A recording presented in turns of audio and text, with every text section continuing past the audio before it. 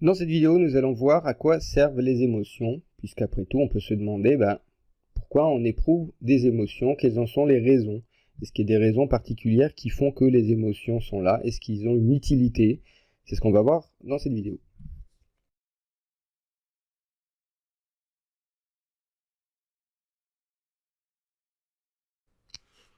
Alors, les émotions nous servent à plusieurs choses, mais d'abord, premier élément, elles nous servent à nous informer sur une situation particulière.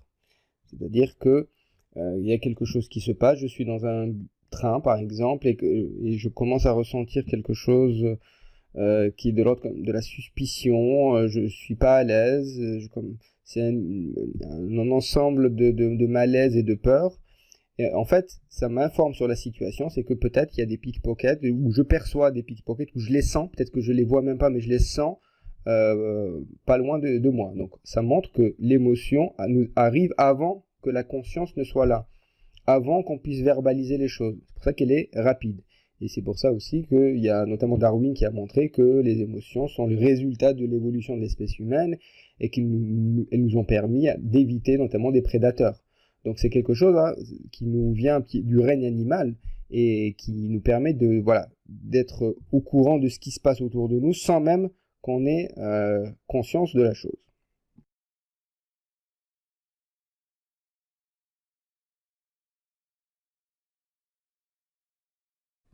Deuxième élément, les émotions nous servent à prendre des décisions lorsque j'ai notamment plusieurs possibilités. Comment choisir? En général, l'émotion a déjà choisi pour moi.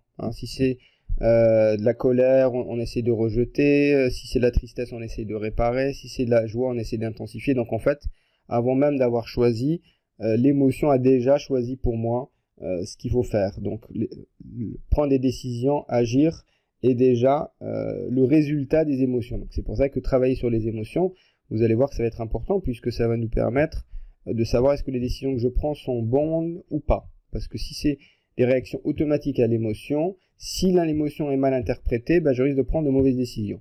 En tout cas, l'émotion va me pousser à agir, ça c'est sûr. Donc elle me pousse à prendre des décisions de manière instinctive et rapide.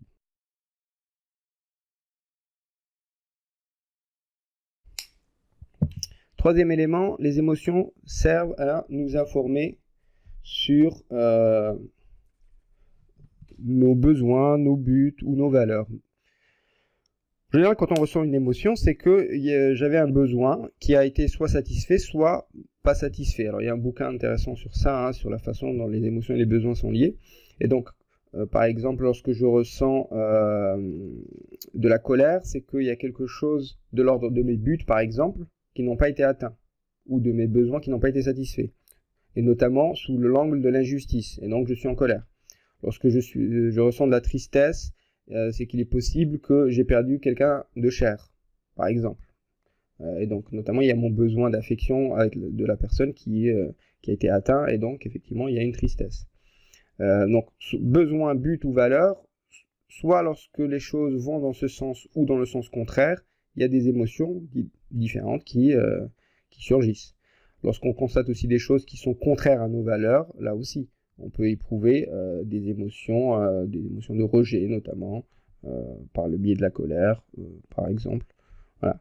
Donc ça nous sert aussi à nous informer sur nos besoins, nos buts ou nos valeurs. Donc quand on ressent une émotion, on ne se pose pas souvent la question, mais il serait bon de le faire, de dire tiens, est-ce qu'il y a quelque chose de l'ordre de mes buts, de l'ordre de mes valeurs ou de l'ordre de mes besoins qui a été contredit? Et si oui, quoi?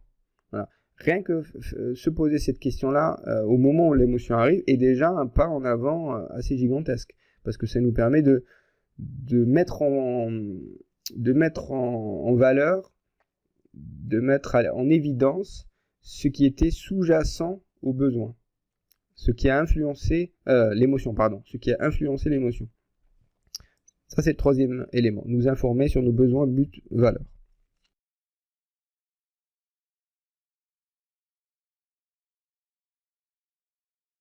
Quatrième élément, une émotion sert à communiquer rapidement des informations aux autres.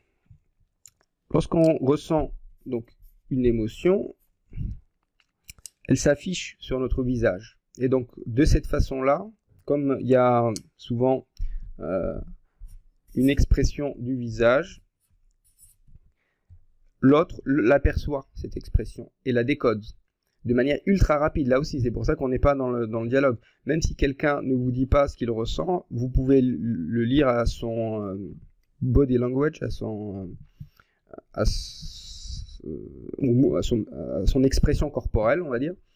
Et donc la façon dont il va se tenir physiquement, les bras, la tête, l'expression du visage, les yeux, donc tout ça va vous communiquer des informations de manière très rapide.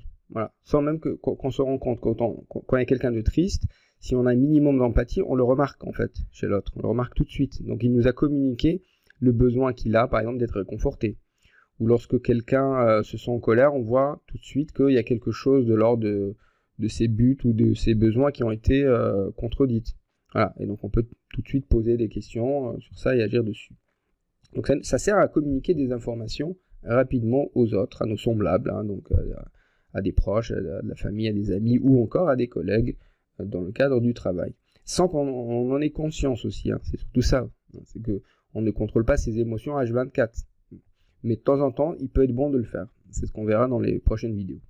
Donc pour récapituler, donc à quoi servent les émotions? Donc nous informer de la situation qu'on est en train de vivre, ça nous sert à prendre des décisions rapidement, ça nous sert à nous informer sur les besoins, buts ou valeurs qui étaient sous-jacentes au contexte dans lequel on était, et enfin ça nous sert aussi à communiquer des informations rapidement aux autres. Dans la prochaine vidéo, on va voir les problèmes qu'on rencontre de manière courante lorsqu'il s'agit de nos émotions. Hein. Donc là, on a vu à quoi ils servent, alors leur fonction. Maintenant, on va voir dans quel cas les émotions peuvent nous poser problème.